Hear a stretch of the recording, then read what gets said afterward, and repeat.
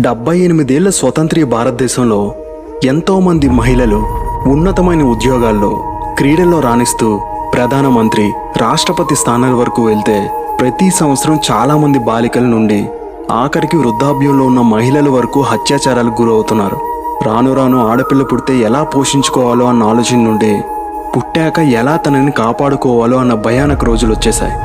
మనం పోగొట్టుకున్నది ఒక్క ఆడపిల్లనే కాదు, తనే ప్రాణంగా చూసుకుని ఒక తల్లి కన్న బిడ్డని, కష్టాలు ఎదురైనా ఆశయాలని సాధించే ఒక తెలివైన విద్యార్థిని, లక్షల మంది ప్రాణాలని కాపాడాలి అని పరితపించే ఒక డాక్టర్ని.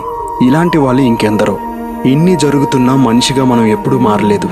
ఇలాంటివి జరిగినప్పుడు జాలి పడతాం, ర్యాలీలు చేస్తాం, వాట్సాప్ స్టేటస్లు పెడతాం. కానీ అంతా అయిపోయాక పక్కింటి అమ్మాయి మీదే తప్పుడు కామెంట్స్ చేస్తాం. మన ఇంట్లో ఉన్న అమ్మని అక్కని ఎలా చూసుకుంటామో అదే రెస్పెక్ట్ అందరికీ ఇచ్చేలా మనలో మార్పు రావాలి.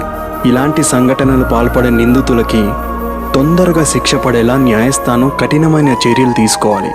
ఆలోచించండి, ఇంకో 100 ఏళ్ళు అయినా ప్రతి సంవత్సరం ఇలానే కొవ్వొత్తులతో ఒక్కో మహిళకి నివాళులర్పిస్తామా?